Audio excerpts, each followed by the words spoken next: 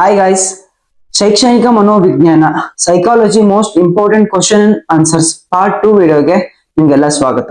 So part 1 video already syllabus wise ಮಾಡಿ ಹಾಕಿದ್ದೀನಿ.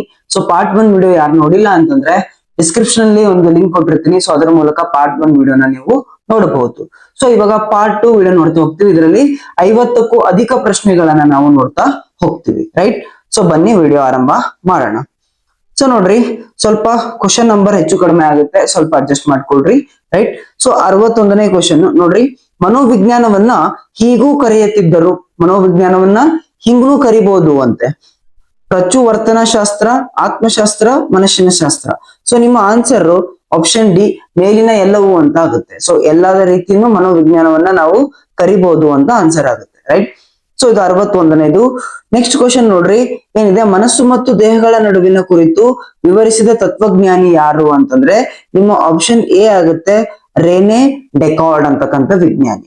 Okay, next question ನೋಡ್ರಿ, ಬೋಧನೆ ಕಲಿಕೆ ಪ್ರಕ್ರಿಯೆ ತಿಳಿಸುವ ಮನಃಶಾಸ್ತ್ರ ಶಾಖೆ ಯಾವುದು ಅಂತ. ಸೊ ಆಪ್ಷನ್ ಸಿ ನೋಡ್ರಿ, ಶೈಕ್ಷಣಿಕ ಮನಃಶಾಸ್ತ್ರ ಅಂತ ಕರಿತೀವಿ. ಬೋಧನೆ ಕಲಿಕೆಯನ್ನ ತಿಳಿಸ್ತಕ್ಕಂಥ ಮನಃಶಾಸ್ತ್ರದ ಶಾಖೆ ಯಾವುದು ಅಂತಂದ್ರೆ ಶೈಕ್ಷಣಿಕ ಮನಃಶಾಸ್ತ್ರ ಅಂತ ನೋಡ್ತೀವಿ. ಓಕೆ, ಸೊ ನಿಮ್ಮ ನೆಕ್ಸ್ಟ್ ಕ್ವಶನ್ ನೋಡ್ರಿ, ಪ್ರಾಣಿ ಮನೋವಿಜ್ಞಾನದ ಇನ್ನೊಂದು ಹೆಸರು ಯಾವುದು ಅಂತಂದ್ರೆ ಆಪ್ಷನ್ ಎ, ತೌಲನಿಕ ಮನೋವಿಜ್ಞಾನ ಅಂತ ಹೇಳಿ ಕರಿತೀವಿ. ಓಕೆ, ಸೊ ನೆಕ್ಸ್ಟ್ ಕ್ವಶನ್, ಗೆಸ್ಟಲನ್ ವಿಧಾನ ಇದಾಗಿದೆ, ಗೆಸ್ಟಲನ್ ವಿಧಾನ. ಸೊ ಆಪ್ಷನ್ ಬಿ, ವರ್ತನೆಯ ವೀಕ್ಷಣೆ ಅಂತ ನೋಡ್ತೀವಿ. ವರ್ತನೆಯ ವೀಕ್ಷಣಕ್ಕೆ ನಾವು ಗೆಸ್ಟಲಿನ್ ವಿಧಾನವನ್ನ ಬಳಕೆ ಮಾಡ್ತೀವಿ, ರೈಟ್? ಸೊ ನೆಕ್ಸ್ಟ್ ಕ್ವಶನ್ ನೋಡ್ರಿ, ಎಳೆಯ ಮಕ್ಕಳ ಕಲಿಕೆಯ ಪ್ರತಿಕ್ರಿಯೆಯಲ್ಲಿ ಪೋಷಕರ ಪಾತ್ರ, ಸಣ್ಣ ಮಕ್ಕಳ ಒಂದು ಕಲಿಕೆಯಲ್ಲಿ ಪೋಷಕರ ಪಾತ್ರ ಏನು ಅಂತ. ಆಪ್ಷನ್ ಎ ಸಕಾರಾತ್ಮಕ, ಆಪ್ಷನ್ ಬಿ ಪೂರ್ವ ನಿರ್ಮಾಮಕ, ಆಪ್ಷನ್ ಸಿ ಅನುಕಂಪಾತ್ಮಕ, ಆಪ್ಷನ್ ಡಿ ತಟಸ್ಥ ಅಂತ ಹೇಳಿದ್ದಾರೆ. ಸೊ ಆಪ್ಷನ್ ಎ ಸಕಾರಾತ್ಮಕ ಆನ್ಸರ್ ಆಗುತ್ತೆ, ಪಾಸಿಟಿವ್ ಆಗಿರ್ಬೇಕು ಅಂತ ಅರ್ಥ. Okay, yes. So next question ನೋಡ್ರಿ, ತರಗತಿಯಲ್ಲಿ ಶಿಕ್ಷಕ ಏನಾಗಿರ್ಬೇಕು? ಸೊ ಆಪ್ಷನ್ ಎ ನಾಯಕನಾಗಿರ್ಬೇಕು, ಸರ್ವಾಧಿಕಾರಿ ಆಗಿರ್ಬೇಕು, ಜನ್ಮದಾತ ಆಗಿರ್ಬೇಕು, ಸೌಕರ್ಯ ಒದಗಿಸುವ ಆತ ಆಗಿರ್ಬೇಕು. ಸೊ ಒಂದು ತರಗತಿಯಲ್ಲಿ ಶಿಕ್ಷಕ ಏನಾಗಿರ್ಬೇಕು ಅಂತ ನೋಡ್ತಾ ಹೋದ್ರೆ ನಿಮ್ಮ ಆಪ್ಷನ್ ಡಿ ಆಗಿರ್ತದ್ರಿ, ಸೌಕರ್ಯವನ್ನ ಒದಗಿಸುವ ಆತ ಅಂತ ನೋಡ್ತೀವಿ. ಓಕೆ, ಸೊ ನೆಕ್ಸ್ಟ್ ಕ್ವಶನ್ ನೋಡ್ರಿ, ಜ್ಞಾನವು ಒಂದು ಶಕ್ತಿ, ಒಬ್ಬ ವ್ಯಕ್ತಿ ಶಿಕ್ಷಕರು ಮತ್ತು ಸಹಪಾಠಿಗಳೊಂದಿಗೆ ಪರಸ್ಪರ ಅನುಸಂಧಾನ ನಡೆಸುವ ಅಥವಾ ವಸ್ತುಗಳೊಂದಿಗಿನ ಅನುಭವದಿಂದ ರೂಪಿಸಲ್ಪಡುತ್ತದೆ ಎಂದು ವ್ಯಾಖ್ಯಾನಿಸುವ ಸಿದ್ಧಾಂತ. ಸೊ ಒಂದು ಸಿದ್ಧಾಂತದ ಡೆಫಿನೇಷನ್ ಕೊಟ್ಟಿದ್ದಾರೆ. ಈ ಡೆಫಿನೇಷನ್ ಯಾವ ಸಿದ್ಧಾಂತದ್ದು ಅಂತ ಕೇಳಿದ್ದಾರೆ. ನಿಮ್ಮ ಆಪ್ಷನ್ ಡಿ, ರಚನಾತ್ಮಕ ಕಲಿಕಾ ಸಿದ್ಧಾಂತ. ಈ ಸಿದ್ಧಾಂತದ ಒಂದು ಡೆಫಿನೇಷನ್ ಅನ್ನ ನೀಡಿದ್ದಾರೆ. ಈ ಸಿದ್ಧಾಂತಗಳು ಇಂಪಾರ್ಟೆಂಟ್ ಆಗುತ್ತೆ ನಿಮ್ಮ ಟಿಇಟಿ ಪರೀಕ್ಷೆಗೆ, ಸೊ ನೋಡ್ಕೊಳ್ತಾ ಹೋಗ್ರಿ. ನೆಕ್ಸ್ಟ್ ನೋಡ್ರಿ, ಬಹುವಿಧ ನ್ಯೂನತೆ ಹೊಂದಿದ್ದು ಬಹಳ ಪ್ರಯಾಸದಿಂದ ಹಾಗೂ ಛಲದಿಂದ ಶಿಕ್ಷಣವನ್ನು ಪಡೆದು ಸಾಧನೆಗೈದ ಅಮೆರಿಕನ್ ಮಹಿಳೆ. ಅಮೆರಿಕನ್ ಮಹಿಳೆ ಯಾರು ಅಂತ ಕೇಳಿದ್ದಾರೆ. ನಿಮ್ಮ ಆನ್ಸರ್ ಆಪ್ಷನ್ ಎ, ಹೆಲೆನ್ ಕೇಲರ್. ಹೆಸರು ಕೇಳಿರ್ತೀರಿ, ಹೆಲೆನ್ ಕೇಲರ್ ಅವರು. ಓಕೆ, ಸೊ ನೆಕ್ಸ್ಟ್ ಕ್ವಶನ್, ನ್ಯೂನತೆಯುಳ್ಳ ಮಕ್ಕಳಿಗೆ ಸಮಾಜದಲ್ಲಿ ಸಮಾನವಾಗಿ ಭಾಗವಹಿಸಲು ಬೆಂಬಲಿಸುವ ಅಗತ್ಯವಿರುತ್ತದೆ. ಈ ಹೇಳಿಕೆಯನ್ನ ಸಮರ್ಥಿಸುವ ಅಂಶ. ಒಂದು ಸ್ಟೇಟ್ಮೆಂಟ್ ಕೊಟ್ಟಿದ್ದಾರೆ, ಏನು, ಹ್ಯಾಂಡಿಕ್ಯಾಪ್ ಇರ್ತಕ್ಕಂಥ ಮಕ್ಕಳಿಗೆ ಸಮಾನವಾಗಿ ಕಾಣಬೇಕು, ಬೆಂಬಲ ನೀಡಬೇಕು ಅಂತ ಹೇಳಿದ್ದಾರೆ. ಸೊ ಇದೇನು ಆಪ್ಷನ್ ಆಗುತ್ತೆ? ಹಕ್ಕು, ರಿಯಾಯಿತಿ, ಅನುಕಂಪ, ಕರ್ತವ್ಯ. ಬಟ್ ಆಪ್ಷನ್ ಎ, ಇದನ್ನು ನಾವು ಹಕ್ಕು ಅಂತ ಪರಿಗಣನೆ ಮಾಡ್ತೀವಿ. ಓಕೆ, ಹಕ್ಕು ಅಂತ ನೋಡ್ತೀವಿ. Option A is the answer. Next ನೋಡ್ರಿ, NCF 2005 ಹೆಚ್ಚು ಒತ್ತು ನೀಡುವುದು ಈ ನೆಲೆಗಟ್ಟಿನ ಬದಲಾವಣೆ ಬಗ್ಗೆ. NCF 2005 ಅಂದ್ರೆ ನ್ಯಾಷನಲ್ ಕರಿಕ್ಯುಲಮ್ ಫ್ರೇಮ್ವರ್ಕ್. ಸೊ ಶಿಕ್ಷಣಕ್ಕೆ ಯಾವ ರೀತಿ ಇರಬೇಕು ಅನ್ನೋದೊಂದು ಫ್ರೇಮ್ವರ್ಕ್ ಅನ್ನು ಹಾಕಿರ್ತಕ್ಕಂಥ ಒಂದು ಕಾಯ್ದೆ ಅಂತ ಹೇಳ್ಬೋದು. ಸೊ ಅದರಲ್ಲಿ ಏನು ಯಾವುದಕ್ಕೆ ಹೆಚ್ಚು ಒತ್ತು ನೀಡ್ತಾರೆ ಅಂತಂದ್ರೆ ನಿಮ್ಮ ಆಪ್ಷನ್ ಸಿ ಅದ ನೋಡ್ರಿ, ವರ್ತನಾವಾದದಿಂದ ರಚನಾವಾದದತ್ತ. Option C, ವರ್ತನಾವಾದದಿಂದ ರಚನಾವಾದದಂತ. ಒಂದ್ ರೀತಿ ಸ್ಟ್ರಕ್ಚರ್ ಆಗಿ, ಕನ್ಸ್ಟ್ರಕ್ಟಿವ್ ಆಗಿ ನೀವು ಏನ್ ಮಾಡ್ಬೇಕು, ಶಿಕ್ಷಣವನ್ನ ಟ್ರಾನ್ಸ್ಫಾರ್ಮ್ ಮಾಡ್ಬೇಕು ಅಂತ ಆ ಒಂದು ಆಕ್ಟ್ ಅಲ್ಲಿ ಹೇಳುತ್ತೆ. ಸೊ ಅದನ್ನ ನೋಡ್ಕೊಳ್ಳಿ. ನೆಕ್ಸ್ಟ್ ನೋಡಿ, ನೆಕ್ಸ್ಟ್ ಕ್ವಶನ್, RTI ಅನ್ವಯ, RTE ಅನ್ವಯ ಪ್ರತಿ ಶಿಕ್ಷಕರು ವಾರಕ್ಕೆ ಕನಿಷ್ಠ ಗಂಟೆಗಳ ಕಾಲ ಕೆಲಸ ಪೂರೈಸಬೇಕೆಂದು ನಿಗದಿಪಡಿಸಿದ ಅವಧಿ. ಓಕೆ, RTE ಆಕ್ಟ್ ಅಲ್ಲಿ ಸೊ ಶಿಕ್ಷಕರು ಒಂದು ವಾರಕ್ಕೆ ಎಷ್ಟು ಗಂಟೆ ಕೆಲಸ ಮಾಡ್ಬೇಕು ಅಂತ ನಿಗದಿಪಡಿಸಿದ್ದಾರೆ. ಎಷ್ಟು ಗಂಟೆ ಅಂದ್ರೆ ಮಿನಿಮಮ್ 45 hours. ಆಪ್ಷನ್ ಬಿ, 45 ಗಂಟೆ ಅಂತ ನೋಡ್ತೀವಿ. ಓಕೆ, ಸೊ ನೆಕ್ಸ್ಟ್ ನೋಡ್ರಿ, ಆಯ್ಕೆ ಸಿದ್ಧಾಂತ ಮತ್ತು ವರ್ತನೆ ಮಾರ್ಪಡಿಸುವಿಕೆ ಸಿದ್ಧಾಂತಗಳು ಡ್ಯಾಶ್ ಅಡಿಯಲ್ಲಿ ಬರುತ್ತವೆ. ಯಾವ ಒಂದು ಅಡಿಯಲ್ಲಿ ಬರುತ್ತವೆ ಅಂತ ನೋಡಿದಾಗ ಆಪ್ಷನ್ ಬಿ, ತರಗತಿ ನಿರ್ವಹಣಾ ಸಿದ್ಧಾಂತದಲ್ಲಿ ಬರುತ್ತೆ. ಓಕೆ, ತರಗತಿ ನಿರ್ವಹಣಾ ಸಿದ್ಧಾಂತದಲ್ಲಿ ಬರ್ತಾ ಹೋಗ್ತದೆ. ಓಕೆ, ಸೊ ನೀವು ಆಪ್ಷನ್ ಗಳನ್ನ ನೋಡ್ಕೊಳ್ತಾ ಹೋಗ್ರಿ, ಬಿಕಾಸ್ ತುಂಬಾ ಕ್ವಶನ್ಸ್ ಇದಾವೆ. ನಿಮ್ಗೆ ಜಾಸ್ತಿ ಕ್ವಶನ್ಸ್ ಕೊಡ್ಬೇಕು ಅಂತ ನಾನು ಸ್ವಲ್ಪ ಕ್ವಶನ್ ಜಾಸ್ತಿ ಆನ್ಸರ್ ಮತ್ತು ಕ್ವಶನ್ ಫೋಕಸ್ ಮಾಡ್ತಿದ್ದೀನಿ, ಎಲ್ಲ ಆಪ್ಷನ್ ಓದ್ತಿಲ್ಲ. ಓಕೆ, ಸ್ವಲ್ಪ ಜಾಸ್ತಿ ಕ್ವಶನ್ಸ್ ಆಗ್ಲಿ ಅಂತ, ರೈಟ್? ಸೊ ಹಾಗಾಗಿ ಸ್ವಲ್ಪ ಆಪ್ಷನ್ಸ್ ಗಳನ್ನ ಗಮನ ಕೊಡ್ರಿ. ನೆಕ್ಸ್ಟ್ ಕ್ವಶನ್ ನೋಡ್ರಿ, ಒಳಹೊಕ್ಕು ನೋಡುವ ವಿಧಾನ. ಒಳಹೊಕ್ಕು ನೋಡುವ ವಿಧಾನ ಆಪ್ಷನ್ ಎ ಅಂತರವಲೋಕನ. ಅಂತರವಲೋಕನ ಪದ್ಧತಿ ಅಂತ ಕರಿತೀವಿ. ಓಕೆ, ಪಾರ್ಟ್ 1 ಇದ್ರ ಬಗ್ಗೆ ಹೇಳಿದೀನಿ, ಹೋಗಿ ನೋಡಬಹುದು. ಓಕೆ, ನೆಕ್ಸ್ಟ್ ಕ್ವಶನ್ ನೋಡ್ರಿ, ತನ್ನ ಮಗುವು ಶಾಲೆಯಲ್ಲಿ ನೋವಾಗುವುದನ್ನ ಮೊದಲೇ ಭಾವಿಸುತ್ತಾಳೆ. ಇಂತಹ ಮನೋವಿಜ್ಞಾನದ ಶಾಖೆ. ಸೊ ಮಗುವಿಗೆ ಏನಾದ್ರೂ ಶಾಲೆಯಲ್ಲಿ ಏನಾದ್ರೂ ನೋವಾದ್ರೆ, ಬಿದ್ರೆ ಅಥವಾ ಟೀಚರ್ಸ್ ಹೊಡೆದ್ರೆ, ಇಲ್ಲಿ ತಾಯಿ ಗೊತ್ತಾಗುತ್ತೆ, ಮನೇಲಿ ಇಟ್ಕೊಂಡೆ ತಾಯಿ ಗೊತ್ತಾಗುತ್ತೆ. ಅದು ಏನು ಮನೋಶಾಸ್ತ್ರದಲ್ಲಿ ಏನಂತ ಕರೀತಾರೆ ಅಂತಂದ್ರೆ ಆಪ್ಷನ್ ಎ ಅತೀಂದ್ರಿಯ ಮನೋವಿಜ್ಞಾನ ಅಂತ ಕರೀತಾರೆ. ಸೊ ಆಪ್ಷನ್ ನೋಡ್ರಿ, ಜ್ಯೋತಿಷ್ಯ ಮನೋವಿಜ್ಞಾನ, ವಿವೇಚನ ಮನೋವಿಜ್ಞಾನ, ವಾತ್ಸಲ್ಯ ಮನೋವಿಜ್ಞಾನ ಎಲ್ಲವೂ ಸರಿ ಅನ್ಸುತ್ತೆ, ಬಟ್ ಕರೆಕ್ಟ್ ಆಗಿ ನೋಡ್ಬೇಕು, ಅತೀಂದ್ರಿಯ ಮನೋವಿಜ್ಞಾನ. ಓಕೆ, ನೆಕ್ಸ್ಟ್ ನೋಡ್ರಿ, ಮೊದಲು ಕಲಿತ ವಿಷಯಗಳ ಬಗ್ಗೆ ಪುನರಾವಲೋಕನ ಮಾಡಲು ಪುನಸ್ಮರಿಸಲು ಕಲಿಕಾಕಾರರಿಗೆ ಸಹಾಯ ಮಾಡಬೇಕು. ಏಕೆಂದರೆ, ಸೊ ಈ ಕ್ವಶನ್ ಅರ್ಥ ಏನು, ರಿವಿಷನ್ ಮಾಡ್ತಾರೆ, ರಿವಿಷನ್ ಮಾಡೋದ್ರಿಂದ ಏನ್ ಉಪಯೋಗ ಅಂತ ಕೇಳ್ತಿದ್ದಾರೆ, ರೈಟ್? ಸೊ ನಿಮ್ಮ ಆಪ್ಷನ್ ನೋಡ್ರಿ, ಇದು ಕಲಿಕಾಕಾರನ ಸ್ಮೃತಿಯನ್ನು ಹೆಚ್ಚಿಸಿ ಕಲಿಕೆಯನ್ನು ವೃದ್ಧಿಸುತ್ತದೆ. ಎಸ್, ಮೇ ಬಿ ಆಗಬಹುದು. ನೆಕ್ಸ್ಟ್ ನೋಡ್ರಿ, ಹೊಸ ಮಾಹಿತಿಯನ್ನು ಹಳೆಯ ಜ್ಞಾನದೊಂದಿಗೆ ಸಹ ಸಂಬಂಧೀಕರಿಸುವುದು ಕಲಿಕೆಯನ್ನ ಹೆಚ್ಚಿಸುತ್ತದೆ. ಇದಕ್ಕಿಂತ ಬೆಟರ್ ಬಿ ಆಪ್ಷನ್ ಇದೆ. ಸೊ ಈ 4 ಆಪ್ಷನ್ ಗಳಲ್ಲಿ ನಿಮ್ಮ ಸೈಕಾಲಜಿಯಲ್ಲಿ ಕ್ವಶನ್ ಹೆಂಗ್ ಬರುತ್ತೆ ಅಂದ್ರೆ, 4 ಆಪ್ಷನ್ ಒಂದ್ ರೀತಿ ಕರೆಕ್ಟೇ ಅನ್ಸುತ್ತೆ. ಅದರಲ್ಲಿ ಬೆಸ್ಟ್ ಯಾವುದು, ಅದರಲ್ಲಿ ತುಂಬಾ ಪಾಸಿಟಿವ್ ವೈಬ್ ಕೊಡ್ತಕ್ಕಂಥ ಕ್ವಶನ್ ಯಾವುದು, ಅದನ್ನ ಫೈಂಡ್ ಔಟ್ ಮಾಡಬೇಕಾಗುತ್ತೆ. ಸೊ ಎಗಿಂತ ಬಿ ಸ್ವಲ್ಪ ಜಾಸ್ತಿ ಪಾಸಿಟಿವ್ ವೈಬ್ ಕೊಡ್ತಿದೆ. ಸೊ ಪೆಂಡಿಂಗ್ ಇಡ್ರಿ. ನೆಕ್ಸ್ಟ್ ನೋಡ್ರಿ, ಇದು ತರಗತಿಯ ಬೋಧನೆಗೆ ಸೂಕ್ತ ಆರಂಭ ಒದಗಿಸುವುದು. ಹೌದು, ಇದು ನಿಜ. ಓಕೆ, ರಿವಿಷನ್ ಮಾಡಿ ಕ್ಲಾಸ್ ಸ್ಟಾರ್ಟ್ ಮಾಡೋದ್ರಿಂದ ಇನ್ ಏನ್ ಹೇಳಿದ್ರೆ ಗೊತ್ತಾಗುತ್ತೆ, ಅದು ನಿಜನೇ. ಬಟ್ ಇದಕ್ಕಿಂತ ಬೆಸ್ಟ್ ಆನ್ಸರ್ ಬಿ ಅಲ್ಲಿ ಇದೆ, ಹೌದಲ್ರಿ? ನೆಕ್ಸ್ಟ್ ನೋಡಿ, ಇದು ಹಳೆಯ ಪಾಠಗಳನ್ನ ಉಚ್ಚಾರಣೆ ಮಾಡುವ ಪರಿಣಾಮಕಾರಿ ವಿಧಾನವಾಗಿದೆ. ಮೀನ್ಸ್ ಹಳೆಯ ಪಾಠಗಳನ್ನ ರಟ್ಟ ಹೊಡೆಯೋದು ಅಂತ ಹೇಳ್ತಿದ್ದಾರೆ. ಸೊ ಇದಕ್ಕಿಂತ ಆಪ್ಷನ್ ಬಿ ತುಂಬಾ ಪಾಸಿಟಿವ್ ಆಗಿದೆ. ಸೊ ರಟ್ಟ ಹೊಡೆಯೋದು ನಮ್ಮ ಶೈಕ್ಷಣಿಕದಲ್ಲಿ ಬರೋದಿಲ್ಲ, ಅರ್ಥ ಮಾಡ್ಕೋಬೇಕು, ಅದು ಇಂಪಾರ್ಟೆಂಟ್, ಹೌದಲ್ವಾ? ಸೊ ಹಾಗಾಗಿ ಆಪ್ಷನ್ ಬಿ ಆಗುತ್ತೆ. ಹೊಸ ಮಾಹಿತಿಯನ್ನ ಹಳೆಯ ಜ್ಞಾನದೊಂದಿಗೆ ಸಂಬಂಧೀಕರಿಸುವುದು ಕಲಿಕೆಯನ್ನ ಹೆಚ್ಚು ಮಾಡುತ್ತೆ. ಇಂಟರ್ಲಿಂಕ್ ಮಾಡೋದು, ಸಬ್ಜೆಕ್ಟ್ ಗಳನ್ನ ಇಂಟರ್ಲಿಂಕ್ ಮಾಡಿ ಕಲಿಯೋದು. ಸೊ ಆಪ್ಷನ್ ಬಿ ಆಗುತ್ತೆ. ಓಕೆ, ನೆಕ್ಸ್ಟ್ ಕ್ವಶನ್ ನೋಡ್ರಿ, ಶಿಕ್ಷಣದ ಅತಿ ಪ್ರಮುಖ ಉದ್ದೇಶ ಏನು ಶಿಕ್ಷಣದ್ದು ಅಂತಂದ್ರೆ ಮಗುವಿನ ಸರ್ವಾಂಗೀಣ ವಿಕಾಸ. ಆಪ್ಷನ್ ಎ ಆಗತ್ರಿ. ಆಪ್ಷನ್ ಬಿ ನೋಡ್ರಿ, ಜೀವನೋಪಾಯಕ್ಕೆ ಬೇಕಾಗುವಷ್ಟು ಮಗುವಿನ ಬೌದ್ಧಿಕ ವಿಕಾಸ, ಓದುವುದು, ಬರೆಯುವುದು, ಕಲಿಯುವುದು. ಹೌದು, ಎಲ್ಲವೂ ನಿಜಾನೇ. ಬಟ್ ಆದ್ರೆ ಪ್ರಮುಖ ಉದ್ದೇಶ ಏನು ನಮ್ದು? ಸರ್ವಾಂಗೀಣ ವಿಕಾಸ. ಕೇವಲ ಬರೆಯೋದು, ಓದೋದು, ಕಲ್ಸೋದಲ್ಲ. ಕೇವಲ ಬುದ್ಧಿ ಏನಂತಾರೆ, ಬೌದ್ಧಿಕ ವಿಕಾಸ ಅಂದ್ರೆ ಕೇವಲ ಓದೋದ್ರಲ್ಲಷ್ಟೇ ಮುಂದಿರೋದಿಲ್ಲ, ಜೀವನದಲ್ಲೂ ಕೂಡ ಮುಂದೆ ಇರಬೇಕು. ಸೊ ಅಂತ ರೀತಿ ಸರ್ವಾಂಗೀಣ ವಿಕಾಸ, ಎಲ್ಲದರಲ್ಲೂ ವಿಕಾಸ, ಡೆವಲಪ್ಮೆಂಟ್ ಆಗ್ಬೇಕು ಅನ್ನೋ ಉದ್ದೇಶ ಶಿಕ್ಷಣದಾಗಿರುತ್ತೆ. So option A. ನೆಕ್ಸ್ಟ್ ನೋಡಿ, 94 ನೆಕ್ಸ್ಟ್ ಕ್ವಶನ್, ಪ್ರಸ್ತುತ ಮನೋವಿಜ್ಞಾನ ಎಂಬುದರ ಅರ್ಥ. ಸೊ ಇದರ ಆನ್ಸರ್ ಕಮೆಂಟ್ ಅಲ್ಲಿ ಟ್ರೈ ಮಾಡಿ ನೋಡೋಣ. ಓಕೆ, ಈ ಕ್ವಶನ್ ಆನ್ಸರ್ ಕಮೆಂಟ್ ಅಲ್ಲಿ ಟ್ರೈ ಮಾಡಿ. ನೆಕ್ಸ್ಟ್ ಕ್ವಶನ್, ಪ್ರಜ್ಞಾ ಪ್ರವಾಹವನ್ನ ಅಧ್ಯಯನ ಮಾಡಲು ಸೂಕ್ತವಾದ ವಿಧಾನ. ಸೊ ಆಪ್ಷನ್ ಸಿ ಆಗುತ್ತೆ, ಅಂತರವಲೋಕನ. ಅಂತರವಲೋಕನ ಪದ್ಧತಿ ಸ್ವಲ್ಪ ಇಂಪಾರ್ಟೆಂಟ್, ಸ್ವಲ್ಪ ನೋಡ್ಕೊಳ್ರಿ ಅದ್ರ ಬಗ್ಗೆ. ಓಕೆ, ಸೊ ಪಾರ್ಟ್ ಎ ಅಲ್ಲೂ ಹೇಳಿದೀನಿ, ನೀವು ಸ್ವಲ್ಪ ನೋಡ್ಕೊಳ್ರಿ. ನೆಕ್ಸ್ಟ್, ಪ್ರಯೋಗ ವಿಧಾನದಲ್ಲಿ ಪ್ರಯೋಗಕರ್ತನಿಂದ ಬದಲಾಯಿಸಲ್ಪಡುವ ಚಲಕ ಪರಿಣಾಮವನ್ನ ಏನೆಂದು ಕರೆಯುತ್ತಾರೆ? ಸೊ ಆಪ್ಷನ್ ಬಿ ಸ್ವತಂತ್ರ ಚಲಕ ಅಂತ ನೋಡ್ತೀವಿ. ನೆಕ್ಸ್ಟ್ ಕ್ವಶನ್, ಸೊ ರಿಪೀಟೆಡ್ ಆಗಿದ್ರೆ. ನೆಕ್ಸ್ಟ್, ನೇರವಾಗಿ ಅವಲೋಕಿಸಲು ಸಾಧ್ಯವಲ್ಲದ ವರ್ತನೆಯನ್ನ ಗುರುತಿಸುವುದು. ಸೊ ನಿಮ್ಮ ಆಪ್ಷನ್ ಸಿ ಆಗುತ್ತೆ ಇದಕ್ಕೆ, ಚಿತ್ರವೊಂದನ್ನ ಗುರುತಿಸುವುದು. ಓಕೆ, ಚಿತ್ರವೊಂದನ್ನ ಗುರುತಿಸುವುದು. ಮಕ್ಕಳ ಸಮೂಹವೊಂದರ ಅಭಿರುಚಿಗಳ ವಿನ್ಯಾಸವನ್ನ ಅಧ್ಯಯನ ಮಾಡಲು ಸೂಕ್ತವಾದ ವಿಧಾನ. ಓಕೆ, ಒಂದು ಮಕ್ಕಳ ಗುಂಪಿಂದು ಏನ್ ಹ್ಯಾಬಿಟ್ ಇದೆ, ಏನ್ ಅವ್ರದ್ದು ಇಷ್ಟ ಇದೆ ಅನ್ನೋದನ್ನ ಯಾವ ರೀತಿ ಅಧ್ಯಯನ ಮಾಡ್ತೀರಿ ಅಂತ ನೋಡಿದ್ರೆ ನಿಮ್ಮ ಆಪ್ಷನ್ ಅದರಿ ಪ್ರಯೋಗ ವಿಧಾನ. ಪ್ರಯೋಗ ವಿಧಾನ, ಈ ವಿಧಾನದ ಮೂಲಕ ಆ ಗುಂಪಿನ ಮಕ್ಕಳ ಅಭಿರುಚಿಯನ್ನ ನೀವು ಅಧ್ಯಯನ ಮಾಡಬಹುದಾಗಿದೆ ಶಿಕ್ಷಕರಾದವರು. ಓಕೆ, ನೆಕ್ಸ್ಟ್ ಕ್ವಶನ್ ನೋಡ್ರಿ, ಈ ಮನೋವಿಜ್ಞಾನಿ ಮನೋವಿಶ್ಲೇಷಣಾ ಪಂಥದ ಜನಕ ಅಂತ ಕರ್ಕೊಂಡಿದ್ದಾರೆ. ಸೊ ಮನೋವಿಶ್ಲೇಷಣಾ ಪಂಥದ ಜನಕ ಎಂದು ಆಪ್ಷನ್ ಎ ಫ್ರಾಯ್ಡ್ ಅವರಿಗೆ ಕರೀತಾರೆ. ಫ್ರಾಯ್ಡ್ ಅಂತಕ್ಕಂಥ ವಿಜ್ಞಾನಿಗೆ ಕರೀತಾರೆ. ಓಕೆ, ನೆಕ್ಸ್ಟ್ ನೋಡ್ರಿ, ಭಾರತೀಯ ಸಮಾಜದ ಬಹುಭಾಷಾ ಗುಣವನ್ನ ಏನೆಂದು ಗ್ರಹಿಸಬೇಕು? ಸೊ ಬಹುಭಾಷಾ ಗುಣ, ಓಕೆ, ವಿವಿಧ ಭಾಷೆಗಳಿದಾವೆ, ಅದನ್ನ ನಾವು ಯಾವ ರೀತಿ ತಗೋಬಹುದು ಅಂತ ಕೇಳಿದ್ದಾರೆ. ನೋಡ್ರಿ ಆಪ್ಷನ್ ಎ ನೋಡ್ರಿ, ಕಲಿಕಾಕಾರರಿಗೆ ಶಾಲಾ ಜೀವನವನ್ನ ಸಂಕೀರ್ಣಗೊಳಿಸುವ ಒಂದು ಕಾರಕ. ಸೊ ನಮ್ಮ ಟೀಚಿಂಗ್ ಅನ್ನ ಕಾಂಪ್ಲೆಕ್ಸ್ ಮಾಡಿದೆ, ಕಷ್ಟ ಮಾಡಿದೆ ಅಂತ ಹೇಳ್ತಿದ್ದಾರೆ. ಸೊ ಇದು ಒಂದ್ ರೀತಿ ನೆಗೆಟಿವ್ ಕೊಡ್ತಾ ಇದೆ ವೈಬ್. ಸೊ ಹಾಗಾಗಿ ಆನ್ಸರ್ ಆಗ್ಲಿಕ್ಕಿಲ್ಲ. ನೆಕ್ಸ್ಟ್ ನೋಡ್ರಿ, ಬೋಧನಾ ಕಲಿಕಾ ಪ್ರಕ್ರಿಯೆಯಲ್ಲಿ ಒಂದು ಅಡೆತಡೆ. ಸೊ ಹೆಚ್ಚು ಭಾಷೆಗಳಿರೋದ್ರಿಂದ ಅದು ಅಡೆತಡೆ ಆಗುತ್ತೆ. ಓಕೆ, ಇದು ಕೂಡ ಒಂದ್ ರೀತಿ ನೆಗೆಟಿವ್ ಕಮೆಂಟ್ ಮಾಡ್ತಿದ್ದಾರೆ ಅವರು, ರೈಟಾ. ಸೊ ನಾವು ಪಾಸಿಟಿವ್ ಹುಡ್ಕಕ್ ಟ್ರೈ ಮಾಡ್ಬೇಕಲ್ವಾ. ಸೊ ಶಾಲಾ ಜೀವನವನ್ನ ಸಮೃದ್ಧಗೊಳಿಸುವ ಸಂಪನ್ಮೂಲ. ಹೌದಾ, ಸ್ಕೂಲ್ ಲೈಫ್ ಅನ್ನ ತುಂಬಾ ಎನ್ರಿಚ್ ಮಾಡುತ್ತೆ, ತುಂಬಾ ವೈವಿಧ್ಯಮಯ ಮಾಡುತ್ತೆ. ಹೌದು, ನಿಜ ಇರ್ಬೋದು. ಸೊ ಆಪ್ಷನ್ ಸಿ ಪೆಂಡಿಂಗ್ ಅಲ್ಲಿ ಇಡ್ರಿ. ಆಪ್ಷನ್ ಡಿ ನೋಡ್ರಿ, ವಿದ್ಯಾರ್ಥಿಗಳನ್ನ ಕಲಿಯುವಂತ ಪ್ರೇರೇಪಿಸಲು ಶಿಕ್ಷಕರ ಸಾಮರ್ಥ್ಯಕ್ಕೆ ಒಂದು ಸವಾಲು, ಶಿಕ್ಷಕರಿಗೆ ಒಂದು ಸವಾಲು ಅಂತ. ಸೊ ಇದಕ್ಕಿಂತ ನಮ್ಮ ಆಪ್ಷನ್ ಸಿ ತುಂಬಾ ಪಾಸಿಟಿವ್ ಆಗಿ ವೈಪ್ ಕೊಡ್ತಿದೆ. ಶಾಲಾ ಜೀವನವನ್ನ ಸಮೃದ್ಧಗೊಳಿಸುವ ಒಂದು ಸಂಪನ್ಮೂಲ. ವಿವಿಧ ಭಾಷೆಗಳಿಂದ ಶಾಲಾ ಜೀವನ ಸಮೃದ್ಧಗೊಳ್ಳುತ್ತೆ.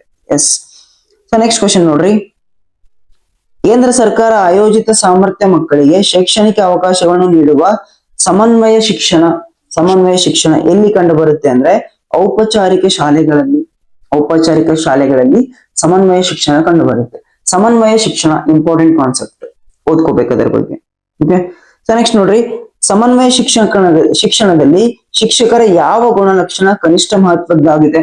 ಸೊ ಸಮನ್ವಯ ಶಿಕ್ಷಣದಲ್ಲಿ ಒಂದು ಶಿಕ್ಷಕರದು ಯಾವ ಒಂದು ಕ್ಯಾರೆಕ್ಟರ್ ತುಂಬಾ ಕಡಿಮೆ ನೋಡ್ತಾರೆ ನೋಡ್ರಿ. ಆಪ್ಷನ್ ಎ, ವಿದ್ಯಾರ್ಥಿಗಳ ಸಮರ್ಥತೆ ಕುರಿತು ಜ್ಞಾನ ಇರ್ಲೇಬೇಕು, ಕಡಿಮೆ ಇರಬಾರ್ದು, ಜಾಸ್ತಿ ಇರ್ಬೇಕು. ಹೌದಾ. ಸೊ ಯಾವ್ದು ಕಡಿಮೆ ಇರ್ಬೇಕು ಅಂತ ಕೇಳ್ತಿದ್ದಾರೆ. ಶಿಕ್ಷಕರ ಸಮಾಜ ಆರ್ಥಿಕ ಸ್ಥಿತಿಗತಿ, ಅಂದ್ರೆ ಸಾಮಾಜಿಕ ಮತ್ತು ಆರ್ಥಿಕ ಸ್ಥಿತಿಗತಿ. ಸ್ವಲ್ಪ ಟೈಪಿಂಗ್ ಮಿಸ್ಟೇಕ್ ಆಗಿದೆ. ಹೌದು, ಇದು ಆನ್ಸರ್ ಆಗಬಹುದ್ರಿ. ಯಾಕೆ ಗೊತ್ತಾ?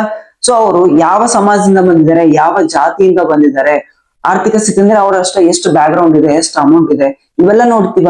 ಖಂಡಿತ ಇಲ್ಲ. ಶಿಕ್ಷಕರು ಒಂದು ಬೋಧನಾ ಗುಣಮಟ್ಟ ಮಾತ್ರ ಇಂಪಾರ್ಟೆಂಟ್. ಅವ್ರು ಯಾವ ಸಮಾಜದಿಂದ ಬಂದಿದ್ದಾರೆ, ಯಾವ ಆರ್ಥಿಕ ಪರಿಸ್ಥಿತಿ ಬಂದಿದ್ದಾರೆ, ಅದು ನಮಗ್ ಬೇಕಾಗಿಲ್ಲ. ಹೌದಾ, ಇದೇ ಆನ್ಸರ್ ಆಗುತ್ತೆ. ಬಟ್ ಇನ್ನೆರಡು ಆಪ್ಷನ್ ನೋಡೋಣ.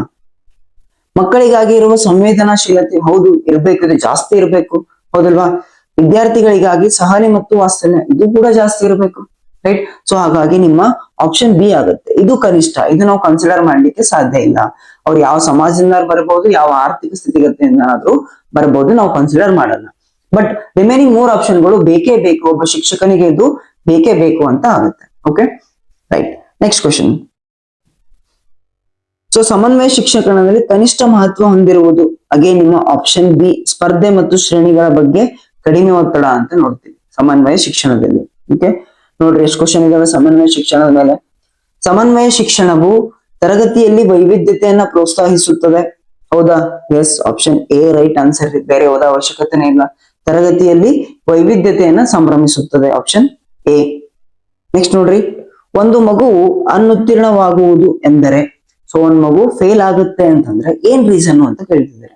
ಮೂಲ ವ್ಯವಸ್ಥೆ ವಿಫಲವಾಗಿದೆ, ಮೂಲ ವ್ಯವಸ್ಥೆನೆ ಫೇಲ್ ಆಗಿದೆ, ಅದಕ್ಕೆ ಒಂದು ಮಗು ಫೇಲ್ ಆಗ್ಲತ್ತದ ಅಂತ ಹೇಳ್ತಾರೆ. Yes, maybe. ಹೌದಲ್ರಿ? ನಮ್ಮ ಶಿಕ್ಷಣ ಸ್ಟ್ರಾಂಗ್ ಇತ್ತು ಅಂದ್ರೆ ಮಗು ಫೇಲ್ ಆಗ್ಲಿಕ್ಕೆ ಸಾಧ್ಯ ಇಲ್ಲ. ಹೌದಾ? ಸೊ ಹಾಗಾದ್ರೆ ಶಿಕ್ಷಣದಲ್ಲಿ ಏನೋ ಕೊರತೆ ಇದೆ, ನಮ್ಮ ಮೂಲ ವ್ಯವಸ್ಥೆಯಲ್ಲಿ ಏನೋ ಕೊರತೆ ಇದೆ ಅಂತ ಅನ್ಬೋದಾ? ಎಸ್. ನೋಡ್ರಿ, ಮಗು ಉತ್ತರಗಳನ್ನು ಸರಿಯಾಗಿ ಬಾಯಿಪಾಠ ಮಾಡಿಲ್ಲ, ನೋ, ಆತರ ಹೇಳಲಿಕ್ಕೆ ಆಗೋದಿಲ್ಲ. ಮಗು ಖಾಸಗಿ ಪಾಠಗಳನ್ನ ತೆಗೆದುಕೊಳ್ಳಬಹುದಾಗಿತ್ತು, ಸೊ ಪ್ರೈವೇಟ್ ಟ್ಯೂಷನ್ ಹೋಗ್ಬೇಕಿತ್ತು ಅಂತೆ, ಅದನ್ನ ನಾವು ಅಲೋವೆ ಮಾಡಲ್ಲ, ಬೇಡ ಅಂತಾನೆ ಹೇಳ್ತೀವಿ. ಹೌದಲ್ರಿ? ಮಗು ಅಧ್ಯಯನಕ್ಕೆ ಸೂಕ್ತವಲ್ಲ, ಸೊ ಮಗು ಓದ್ಲಿಕ್ಕೆ ಕೆಪಾಬಿಲಿಟಿನೇ ಇಲ್ಲ ಅಂತ ಹೇಳ್ತಿದ್ದಾರೆ, ಸಾಧ್ಯನೇ ಇಲ್ಲ. ಎಲ್ಲಾ ಮಕ್ಕಳು ಅಷ್ಟೇ.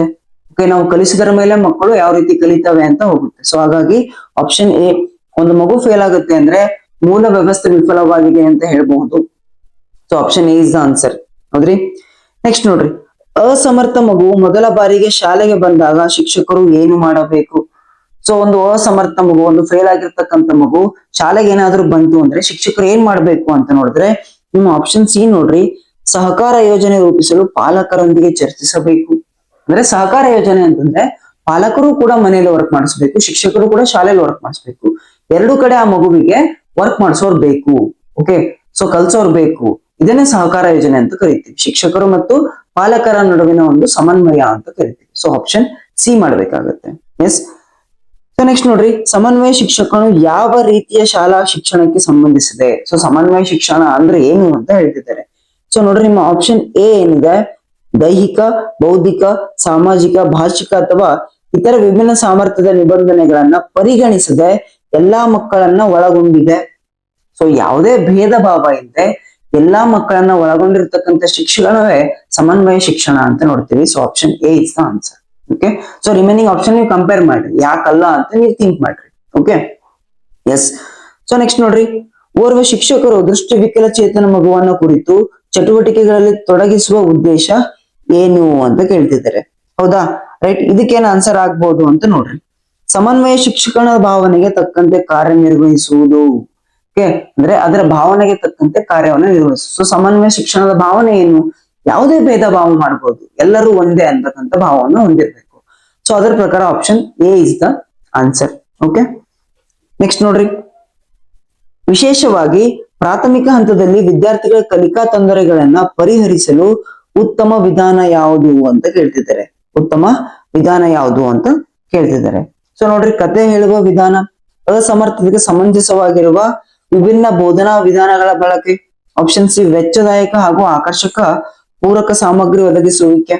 ಆಪ್ಷನ್ ಡಿ, ಸರಳ ಹಾಗೂ ಆಸಕ್ತಿದಾಯಕ ಒಂದು ಪಠ್ಯ ಪುಸ್ತಕಗಳನ್ನ ಒದಗಿಸುವಿಕೆ ಅಂತ ಇದೆ. ಸೊ ಉತ್ತಮ ವಿಧಾನ ಯಾವುದು ಅಂತಂದ್ರೆ, ಸೊ ಆಪ್ಷನ್ ಬಿ ನೋಡ್ರಿ, ಅಸಮರ್ಥತೆಗೆ ಸಮಂಜಸವಾಗಿರುವ ವಿಭಿನ್ನ ಬೋಧನಾ ವಿಧಾನಗಳ ಬಳಕೆ. ಹೌದಾ, ಡಿಫ್ರೆಂಟ್ ಆಗಿ ಬೋಧನೆಯನ್ನ ಮಾಡ್ತಕ್ಕಂಥದ್ದು. ಚಾರ್ಟ್ ಇಟ್ಕೊಂಡು ಬೋಧನೆ ಮಾಡೋದಾಗಿರ್ಬೋದು, ಬರೆದು ಬೋಧನೆ ಆಗಿರ್ಬೋದು, ಅಥವಾ ಯಾವ್ದಾದ್ರು ಗೂಗಲ್ ಇಮೇಜ್ ಗಳನ್ನ ತೋರ್ಸಕ್ಕಂತ ಇಮೇಜ್ ಆಗಿರ್ಬೋದು, ವಿಡಿಯೋ ಮುಖಾಂತರ ಒಂದು ಬೋಧನೆ ಮಾಡ್ತಕ್ಕಂಥ ವಿಧಾನ ಆಗಿರ್ಬೋದು.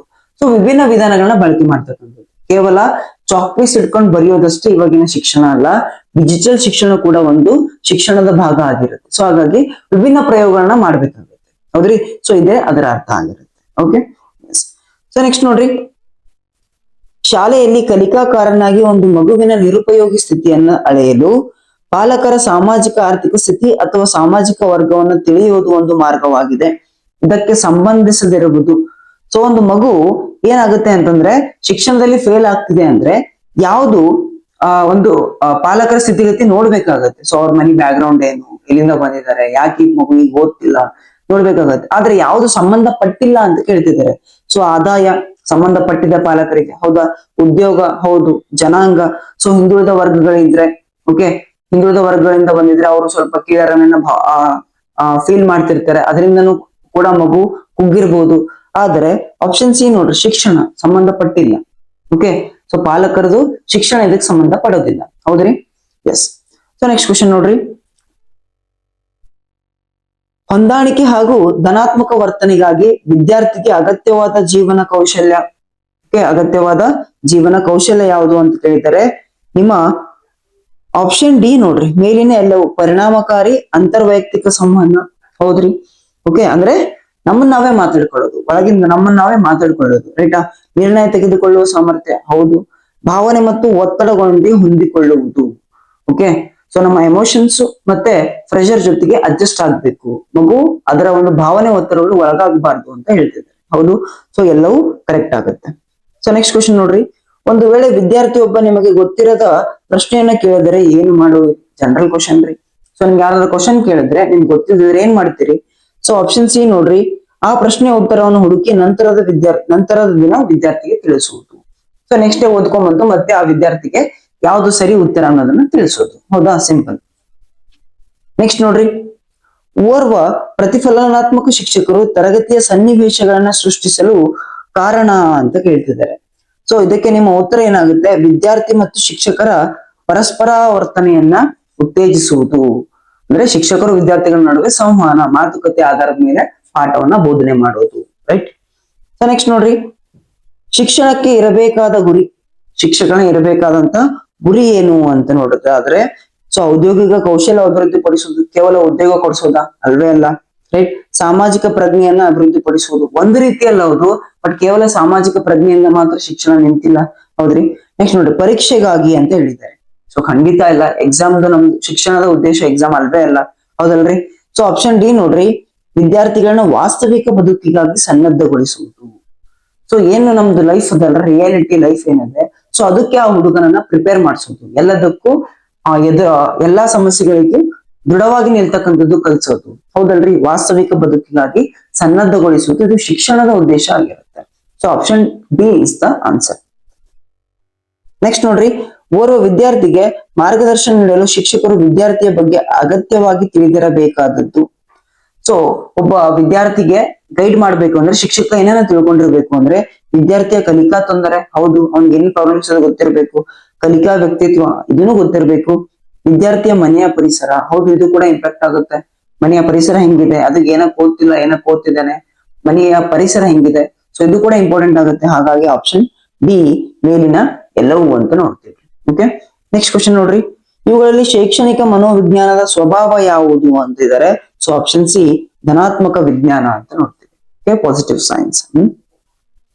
ನೆಕ್ಸ್ಟ್ ನೋಡ್ರಿ, ನೀವು ಕೇಳಿರೋ ಪ್ರಶ್ನೆಗೆ ವಿದ್ಯಾರ್ಥಿಯೊಬ್ಬ ತಪ್ಪು ಉತ್ತರ ಕೊಟ್ಟರೆ ನೀವು ಏನು ಮಾಡುವಿರಿ? ಸೊ ರಾಂಗ್ ಆನ್ಸರ್ ಏನಾದ್ರು ಕೊಟ್ಟ ಅಂತಂದ್ರೆ ವಿದ್ಯಾರ್ಥಿ, ಅವಾಗ ನೀವೇನ್ ಮಾಡ್ತೀರಿ? ಸೊ 4 ಆಪ್ಷನ್ ಅವರಿ, ನೋಡ್ರಿ ಓದ್ಕೊಳ್ರಿ, ಓದ್ಕೊಂಡು ಕಮೆಂಟ್ ಅಲ್ಲಿ ತಿಳಿಸ್ರಿ ಯಾವ್ದು ಆನ್ಸರ್ ಆಗಬಹುದು. ಜನರಲ್ ಕ್ವಶನ್ ಅದರಿ, ಕಮೆಂಟ್ಸ್ ಅಲ್ಲಿ ತಿಳಿಸಕ್ ಟ್ರೈ ಮಾಡಿ. ಓಕೆ, ನೆಕ್ಸ್ಟ್ ನೋಡ್ರಿ 131ನೇ ಕ್ವಶನ್, ಬೋಧನೆಯ ವ್ಯಾಖ್ಯಾನವು. ಬೋಧನೆಯ ವ್ಯಾಖ್ಯಾನ ಏನು? ಬೋಧನೆ ಅಂತಂದ್ರೆ ಶಿಕ್ಷಕರಿಂದ ಜ್ಞಾನದ ವರ್ಗಾವಣೆ ಮತ್ತು ವಿದ್ಯಾರ್ಥಿಗಳಿಂದ ಅಧ್ಯಯನ. ಹೌದ್ರಿ, ಶಿಕ್ಷಕರಿಂದ ಜ್ಞಾನದ ವರ್ಗಾವಣೆ ಆಗುತ್ತೆ, ಸೊ ವಿದ್ಯಾರ್ಥಿಯಿಂದ ಅಧ್ಯಯನ ಮಾಡೋದಾಗುತ್ತೆ, ಅದನ್ನೇ ನಾವು ಬೋಧನೆ ಅಂತ ಕರಿತೀವಿ. Yes, right. ಬೋಧನಾ ಮಟ್ಟವು ಯಾವುದಾಗಿರಬೇಕು? ನೆಕ್ಸ್ಟ್ ಕ್ವಶನ್, ಬೋಧನಾ ಮಟ್ಟ ಯಾವ್ದಾಗಿರ್ಬೇಕು ಅಂದ್ರೆ, ಸೊ ಆಪ್ಷನ್ ಬಿ ನೋಡ್ರಿ, ಪರಸ್ಪರ ಅನುವರ್ತಿತ ಅಂದ್ರೆ ಪರಸ್ಪರ ಸಂವಹನ ಮೂಲಕ ಆಗಿರ್ಬೇಕು. ಇದು ಒಂದು ಬೋಧನಾ ಮಟ್ಟ ಆಗಿರ್ಬೇಕು. ಇಬ್ಬರ ನಡುವೆ ಕಮ್ಯುನಿಕೇಶನ್ ಇರ್ಬೇಕು, ವಿದ್ಯಾರ್ಥಿ ಮತ್ತು ಶಿಕ್ಷಕರ ನಡುವೆ ಮಾತುಕತೆ ಮೂಲಕ ಬೋಧನೆ ನಡೀಬೇಕು. ಹೌದಲ್ರಿ? ಸೊ ಅಂದ್ರೆ ಟೀಚಿಂಗ್ ಎಫೆಕ್ಟಿವ್ ಆಗಿರುತ್ತೆ. ಎಸ್, ನೆಕ್ಸ್ಟ್ ನೋಡ್ರಿ, ಶಿಕ್ಷಣದ 2 ಪ್ರಮುಖ ಉದ್ದೇಶಗಳು. ಸೊ 4 ಆಪ್ಷನ್ಗಳು ಇದಾವೆ, ಅದರಲ್ಲಿ ನಿಮ್ಮ ಆಪ್ಷನ್ ಎ ಬೆಟರ್ ಅದರಿ. ನೋಡ್ರಿ, ವಿದ್ಯಾರ್ಥಿಗಳಲ್ಲಿ ವಿಷಯ ಜ್ಞಾನ ಮೂಡಿಸುವುದರ ಮೂಲಕ ವಿದ್ಯಾರ್ಥಿಗಳ ಮಾನಸಿಕ ವಿಕಾಸವನ್ನ ಉಂಟು ಮಾಡುವುದು.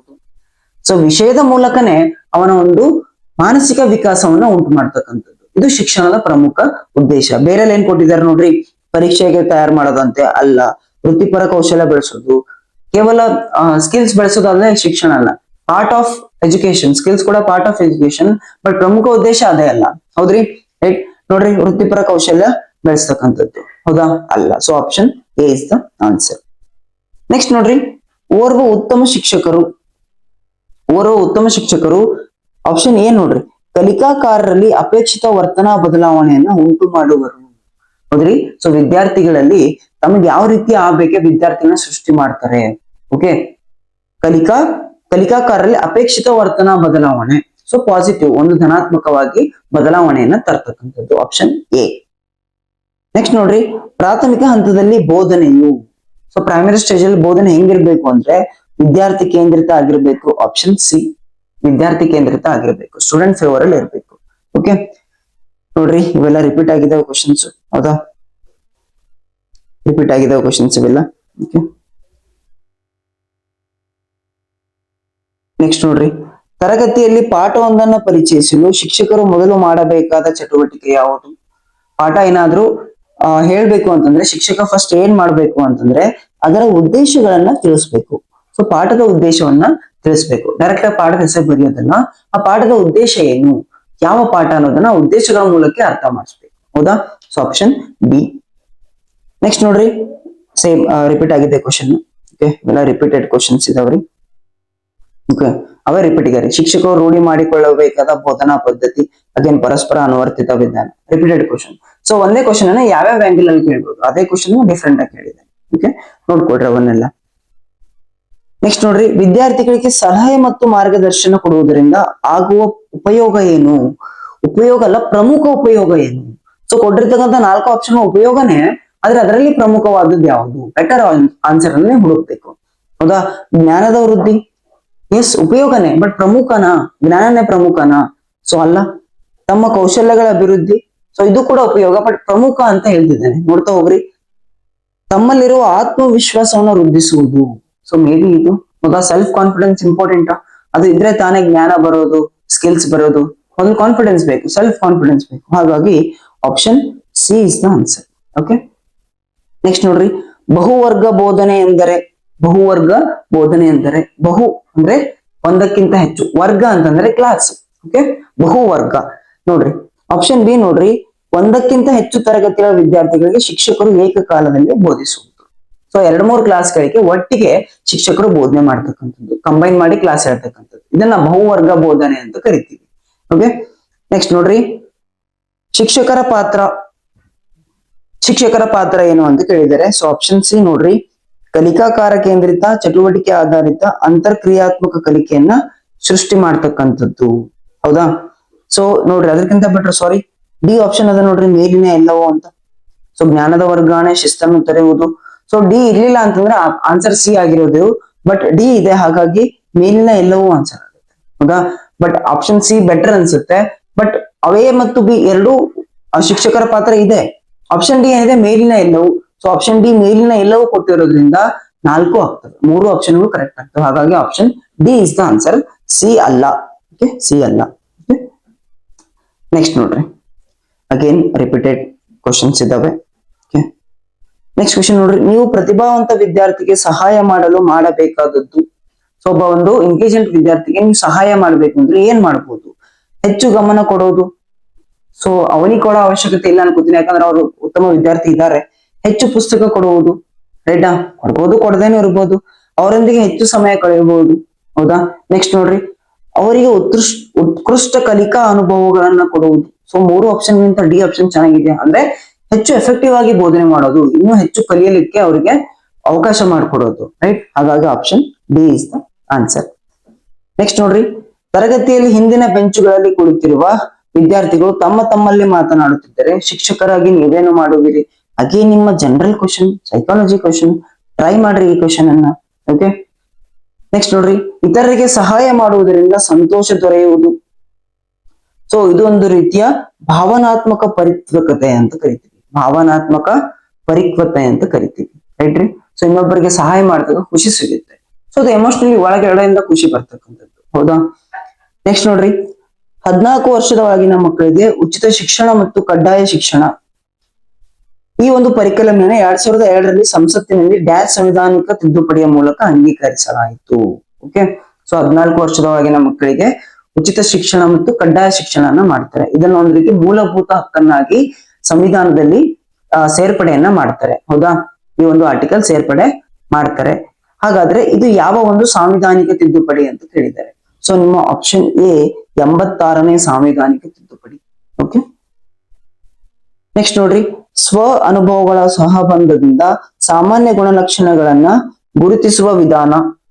ಸೊ ನಿಮ್ಮ ಅನ್ವೇಷಣಾ ಪದ್ಧತಿ ಅಂತ ನೋಡ್ತೀವಿ. ಆಪ್ಷನ್ ಸಿ ಅನ್ವೇಷಣಾ ಪದ್ಧತಿ. ನೋಡ್ರಿ, ಮನೆಗೆಲಸವು ಹೊರೆಯಾಗಬಾರದೆಂದರೆ ಶಿಕ್ಷಕರು. ಸೊ ಹೋಮ್ವರ್ಕ್ ಜಾಸ್ತಿ ಆಗಬಾರ್ದು, ಜಾಸ್ತಿ ಅನಿಸ್ಬಾರ್ದು ಅಂತ ಅಂದ್ರೆ ಶಿಕ್ಷಕರು ಏನ್ ಮಾಡ್ಬೇಕು ಅಂದ್ರೆ, ನೋಡ್ರಿ ಆಪ್ಷನ್ ಸಿ ಕಾರ್ಯ ಹಂಚಿಕೆಯಲ್ಲಿ ನವೀನತೆಯನ್ನ ಹೊಂದಿರಬೇಕು. ಸೊ ಹೋಮ್ವರ್ಕ್ ಕೊಡ್ಬೇಕಾದ್ರೆ ಏನಿರ್ಬೇಕು? ಸ್ವಲ್ಪ ವೈವಿಧ್ಯತೆ ಇರಬೇಕು, ಡಿಫ್ರೆಂಟ್ ಆಗಿ ಇರಬೇಕು. ಒಂದೇ ತರ ಹೋಮ್ವರ್ಕ್ ಕೊಟ್ಟಾಗ ಅದು ಅವರಿಗೆ ಹೊರೆ ಅನ್ಸುತ್ತೆ ವಿದ್ಯಾರ್ಥಿಗಳಿಗೆ. ಬಟ್ ಸ್ವಲ್ಪ ನವೀನತೆ, ಡಿಫ್ರೆಂಟ್ ಆಗಿ ಬೇರೆ ಬೇರೆ ತರದ ಹೋಮ್ವರ್ಕ್ ಗಳನ್ನ ಕೊಟ್ಟಾಗ ಅವರಿಗೆ ಮಾಡ್ಲಿಕ್ಕೆ ಹೊರೆ ಅನ್ಸೋದಿಲ್ಲ. ಸೊ ಇದಾಗಿತ್ತು ಇದು ಆನ್ಸರ್. ಸೊ ಇದಾಗಿತ್ತು ಇವತ್ತಿನ questions part 2 video, right? So more than 50 questions ಇದರಲ್ಲಿ ಇದಾವೆ, ಎಲ್ಲವನ್ನ ಕವರ್ ಮಾಡಿದೀನಿ, ರೈಟ್? ಸೊ ಇದು ಪಾರ್ಟ್ 2 ವಿಡಿಯೋ.